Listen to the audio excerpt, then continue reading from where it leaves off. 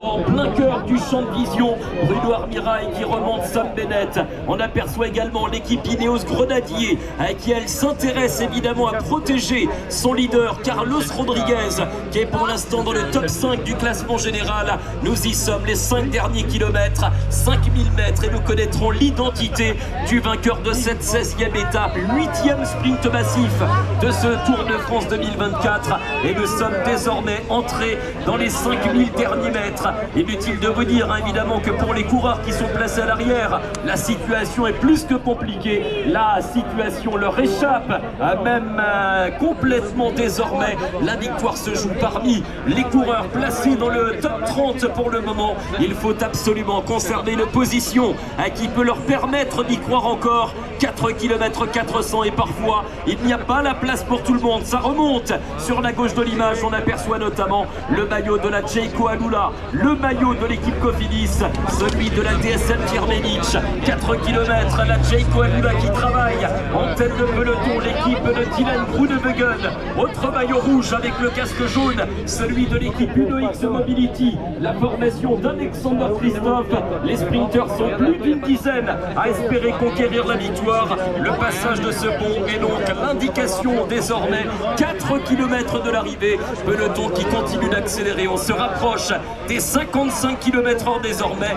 Nîmes qui accueille pour la 20e fois dans son histoire le Tour de France. 1905, c'était l'année de la grande première. C'est donc l'une des cités emblématiques dans l'histoire de la grande boucle. Un 20e passage, une nouvelle arrivée avant un nouveau départ qui aura lieu dès demain matin. Le départ de la 17e étape en direction de Super Dévoluy. Changement de décor puisque les coureurs prendront demain la direction des montagnes et des Alpes du Sud. On rentre maintenant dans les 3 derniers kilomètres et on aperçoit le gros travail sur le côté droit de la chaussée de l'équipe Arkea BNP Hotel. La formation d'un certain Arnaud Démarre. Il aimerait terminer en beauté en allant chercher une victoire. Gros travail également devant avec ce coup d'accélérateur de l'équipe de Bibiane Girmay. Le passage de ce rond-point, c'est l'équipe Intermarché Wanty qui œuvre désormais en tête de peloton. 3000 mètres, mon cher François Belay, et nous serons fixés. Voilà, effectivement, on attend avec impatience donc les 3000 derniers mètres et du côté de la ligne d'arrivée, on compte plus que jamais sur vous, mesdames, messieurs, pour accueillir les petits bolides de cette 16e étape. Eh oui, les bolides en tout genre, naturellement, les hommes les plus rapides du peloton, les gros bras qui vont tenter de montrer les muscles maintenant, les muscles des cuisses qui vont être particulièrement impactés. C'est un effort violent évidemment que celui du dernier kilomètre. Il en reste maintenant 2 km 500 avec ce virage sur la gauche et ça passe bien pour tout le monde, c'est une bonne nouvelle. Pas d'accrochage dans ce final. C'est vrai que les arrivées sont belles cette année encore une fois sur le Tour 2024, des arrivées parfaitement dégagées, parfaitement ouvertes évidemment pour permettre au peloton de s'exprimer dans les toutes meilleures conditions. On aperçoit sur la droite de l'image la remontée de Philipsen qui est accompagné par ses équipiers de l'équipe Alpecin de Koenig. Le train des poissons pilotes est en marche maintenant. Le cap des 2 derniers kilomètres avec la Lotto Destiny à gauche de Arnaud Delis, l'équipe UnoX Mobility d'Alexander Christophe à droite, derrière eux Alpecin de Koenig avec Jasper Philipsen. On aperçoit également la Lidl Trek qui tente de se replacer, oh aïe aïe, avec ce virage, ce rond-point, ce virage sur la gauche, puis ce virage sur la droite, et ça passe encore très bien. Non, peut-être pas pour tout le monde, avec une chute malheureusement, une chute qui intervient aux alentours de la 30e, de la 40e place. On va savoir qui est à terre dans un instant. Et Bibiane Girmay, oh aïe aïe, Bibiane Girmay est tombé. Le porteur du maillot vert ne s'imposera pas une 4e fois cet après-midi. Le porteur du maillot vert qui vient malheureusement de goûter au bitume lillois. Il est hors jeu désormais dans cette course pour la victoire d'étape. La flamme rouge et le dernier kilomètre avec le travail de l'équipe d'Alexander Christophe.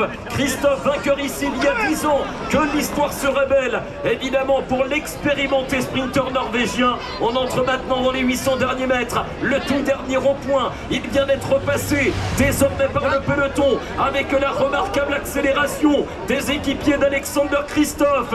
Alpecin de Koenig en 2e position avec Van der Poel à la 3e place. Philipsen dans un fauteuil en 4e position. C'est parti maintenant avec la première accélération d'Alpecin de Koenig et le poisson pilote qui n'est autre que le champion du monde Mathieu Mathieu Van Der Poel. Philipsen à la deuxième place. La voie est absolument royale pour Jasper Philipsen qui va tenter d'égaler William Girmay. C'est maintenant Jasper Philipsen avec la remontée de Van Aert, la remontée de Pascal Ackermann.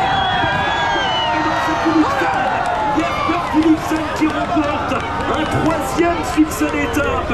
Il l'emporte à Nîmes, vainqueur de la 16e étape du Tour de France en 4h11 minutes et 27 secondes. Il vient d'égaler William Girmay. La victoire pour Jasper Philipsen, l'autre grand sprinter du peloton. Il avait connu des débuts timides et timorés sur le Tour de France 2024. Il termine en trompe désormais. Le porteur du maillot jaune, pas de souci d'un point de vue des écarts évidemment, puisque l'incident a eu lieu dans les 3 derniers kilomètres. Tous les coureurs seront reclassés dans le même temps que le vainqueur, dans la même seconde que Jasper Philipsen, vainqueur de l'étape cet après-midi, et la joie de l'équipe Alpecin de Koenig. Une 3e victoire d'étape pour le sprinter belge qui a bien réussi presque aussi bien que l'an dernier. On se souvient que l'année dernière il avait remporté 4 victoires d'étape, 2 succès également en 2022. Eh bien voici 3 désormais dans la musette en 2024 et un total qui continue de progresser. Jasper Philipsen vient de remporter la 9e victoire d'étape de sa carrière sur les routes du Tour de France. Le bonheur dans le clan Alpecin de Koenig et donc une 11e étape remportée également par cette équipe. À noter bien évidemment dans les 2 derniers kilomètres cette chute qui est intervenue et qui a malheureusement mis à terre William Girmay, le porteur du maillot vert qui va passer la ligne dans quelques instants. Heureusement, plus de peur que de mal pour celui qui conservera sa tunique. Mais évidemment, eh bien, c'est une chute qui fait mal également sur le plan comptable avec les 50 points marqués par Jasper Philipsen cet après-midi. Ça va resserrer naturellement le classement maillot vert qui donc n'a pas encore connu son verdict. Voilà l'arrivée de nombreux coureurs et on va attendre William Girmay qui devrait se rapprocher des 300 derniers mètres dans quelques courts instants. On est rassuré en tout cas par l'état physique du sprinter érythréen. Plus de peur que de mal visiblement. Il est remonté sur son vélo avec le côté droit particulièrement touché tout de même. Le maillot déchiré par cette chute. Donc dans ce passage technique à 2 km de l'arrivée. Je vous rappelle la victoire de Jasper Philipsen, vainqueur cet après-midi. Philipsen l'emporte. On va vous donner évidemment le classement sans plus tarder de cette étape numéro 16 entre Gruissan et Nîmes, 16e étape du Tour de France. On avait connu un Nîmes-Gruissan sur le Tour d'Espagne avec la victoire de Yves Lampart il y a quelques années. Eh bien place désormais un Gruissan-Nîmes, 16e étape du Tour et voici l'arrivée de William Girmay sous nos applaudissements, l'un des héros de ce Tour 2024. Ça a été la très belle révélation. Il restera ce soir en tête du classement par points. Le classement de l'étape avec le succès de Jasper Philipsen qui remporte donc l'étape de Nîmes.